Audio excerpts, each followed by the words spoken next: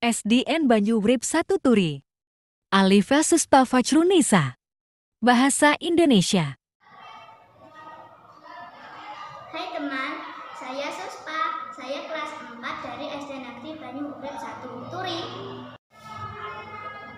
Di kesempatan kali ini kita akan bertutur cerita yang berjudul Beringin di Atas Sungai. Pengarangnya Eko Wahyudi dan diterbitkan oleh Balai Bahasa Provinsi Daerah Istimewa Yogyakarta. Simak terus ya videonya. Simak terus ya videonya. Beringin di Atas Sungai oleh Eko Wahyudi. Kamu tidak perlu bersedih hati, nak. Semua sudah takdir dari Tuhan Pencipta alam semesta. Aku hanya menjalankan titah sebagian makhluk ciptaannya. Kejadian ini harus diikhlaskan. Apalagi kalau sudah tiba saatnya kita berpulang ke hadirat Tuhan. Bisikan suara itu jelas terdengar di dalam pikiran Angga. Bocah laki-laki yang tekun belajar dan mengaji itu merasa ada yang aneh. Mungkinkah karena terbawa suasana datangnya bulan Ramadan, bukan? Apa karena orang-orang bersemangat dalam kerja bakti membersihkan masjid dan mencuci tikar? Bukan. Setelah Sungai Ringin mengering, kerja bakti untuk mencabut datangnya bulan Ramadan mulai sepi dan kurang meriah. Hanya orang-orang itu saja yang berangkat. Sungai Ringin, entahlah siapa yang menamainya. Pohon beringin yang tumbuh di desa di atas sungai itu menjadi simbol. Sumber mata airnya melimpah, jernih, mengalir deras, dan menggenang penuh. Warga bisa menggunakan air sungai tersebut untuk berbagai keperluan rumah tangga. Bukan hanya warga Argomulyo, tetapi juga untuk tetangga kanan kiri desa tersebut. Apabila ada warga yang punya hajat, mereka pun bisa mengambil air dari sana. Singkat kata, Sungai Ringin menjadi sumber dan jiwa warga tersebut.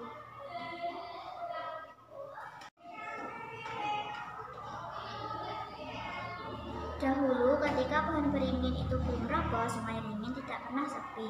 Menjelang pagi hari sebelum subuh, sudah ada warga dari desa tetangga yang mencuci baju. Warga desa Argomulyo ke sana ketika matahari sudah terbit. Di siang harilah para lelaki memandikan hewan peliharaannya. Sore harinya, warga yang sudah datang di pagi hari akan datang kembali ke sungai. Begitulah kerutinan kegiatan warga setiap harinya. Bagaimana aku tidak sedih, sekarang tidak ada lagi kerja bakti selama dulu. Meskipun masih kecil, aku mampu kalau sekadar membantu mencuci tikar. Makanya aku selalu ikut kerja bakti. Setelah mencuci tikar, aku bermain air bersama teman-teman.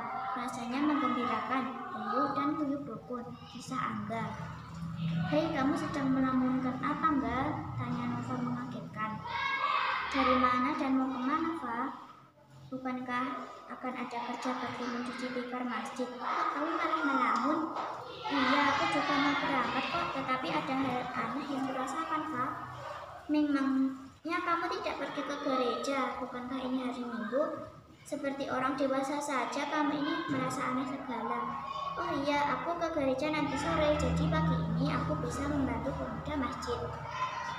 Di masjid sudah ada beberapa pemuda yang mengangkat tikar.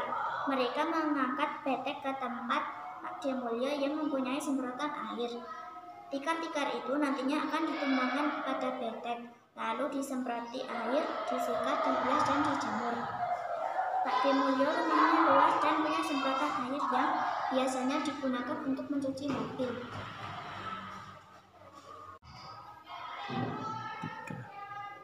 Jadi tepat sekali bila akan mencuci tikar di sana. Pak Demulyo sendirilah yang menyuruhnya, apalagi sejak Sungai Ringin mengering. Ia menawari kepada kami untuk menggunakan semprotan air miliknya kalau sewaktu-waktu hendak mencuci tikar masjid. Aku dan Nova membawa tikar itu ke rumah Pak Demulyo. Nova memang teman akrab dan teman mainku. Hari Minggu yang seharusnya beribadah ke gereja, justru ia pergunakan untuk kerja bakti mencuci tikar. Andai saja Sungai Ringin tidak mengering, pasti kita bisa bermain-main air ya, Pak? Iya, kok bisa pohon yang kokoh itu ambruk dan mati ya, enggak?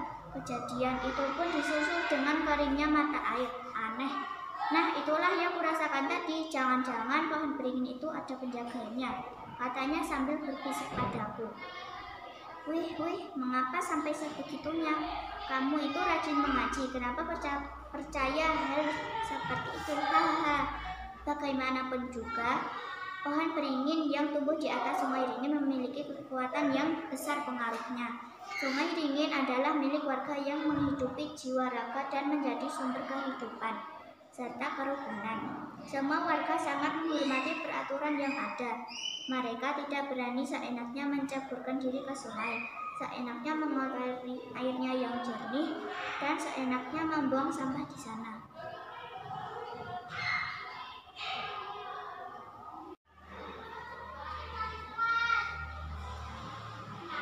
Padahal tidak ada peraturan tertulis mengenai hal itu, tetapi wargalah yang mencatat itu di benaknya masing-masing.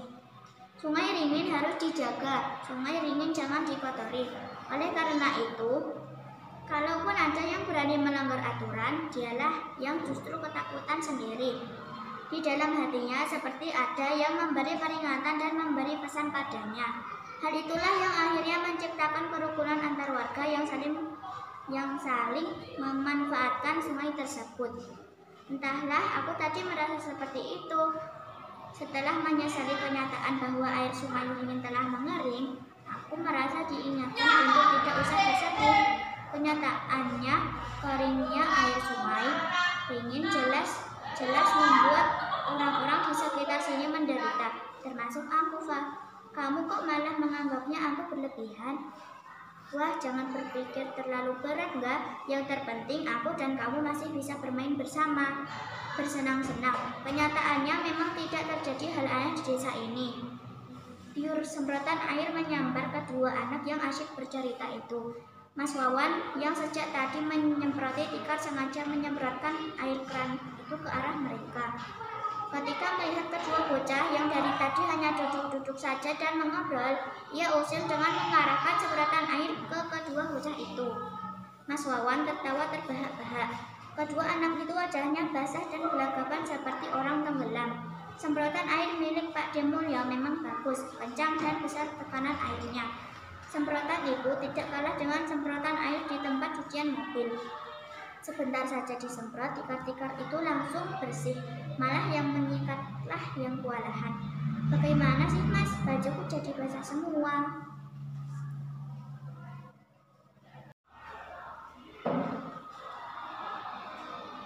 Ayo kerja bakti, segeralah kamu sikat-sikat tikar itu dan dijemur di sana, di tempat yang panas itu. Jangan mengobrol terus, hahaha. Kedua anak itu merasa jengkel, tetapi mereka segera mengambil sikat. Tikar-tikar itu disikat dan dijemur di tempat yang diperintahkan oleh Mas Wawan. Meskipun jengkel, mereka tetap mengerjakan perintah itu juga. Mereka merasa lelah dan seluruh badannya terasa pegal. Kekeringan pada Sungai Ringin sedikit banyak telah memudarkan semangat pemuda-pemuda untuk kerja bakti. Kalau saja kita di Sungai Ringin, keusilan Mas Wawan pasti akan kubalas. Tentu saja, kalau bisa sekalian kita ceburkan, hahaha, jawab Nova. Hei, memangnya kamu berani denganku? Teriak Wawan yang mendengar obrolan kedua anak itu. Tentu saja aku berani. Apa yang kutakuti darimu, Mas? Air semprotan yang semula dingin berubah keadaan menjadi panas. Ketiganya saling berselisih. Padahal mereka semula hanya bercanda belaka, tetapi kemudian berubah menjadi bertikai. Kalau tidak segera dipisah, hal kecil sekecil apapun akan membahayakan. Mengapa kalian ini? Segera selesaikanlah pekerjaanmu, jangan bertengkar. Pak Demulya yang sedang berada di emperan rumah melihat kejadian yang menyenangkan itu. Suara Pak Demulya yang berat itu menghentikan anak-anak yang telah bercekcok. Pak Demulya memang salah satu tokoh masyarakat yang dihormati. Selain dipercaya oleh warga, ia juga dermawan karena memiliki harta yang lebih. Tidak, Pak De, kami bercanda saja kok. Kami tidak akan mengulangi lagi. Tidak baik kalau diteruskan, kan Pak De? Jawab Wawan sembari tersenyum malu.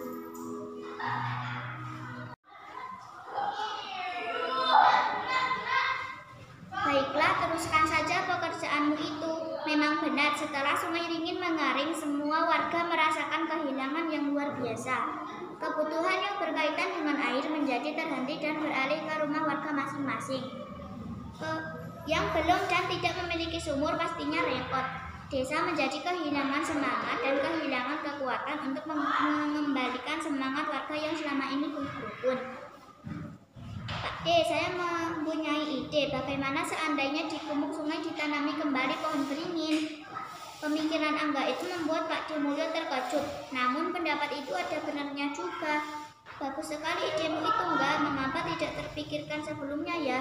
Coba hal itu besok dibicarakan saat ada pertemuan warga agar gamblang sehingga usul itu bisa disepakati oleh warga kita.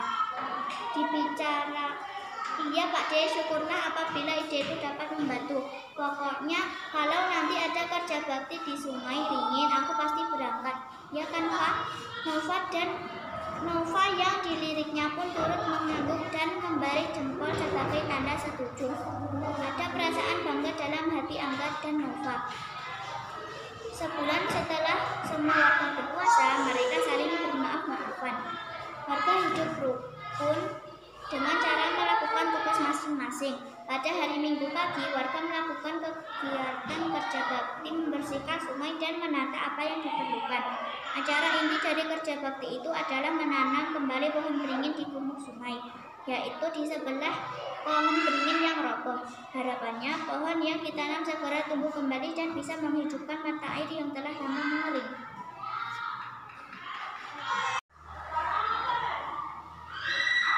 Terima kasih ya sudah menyimak video ini. Sampai jumpa.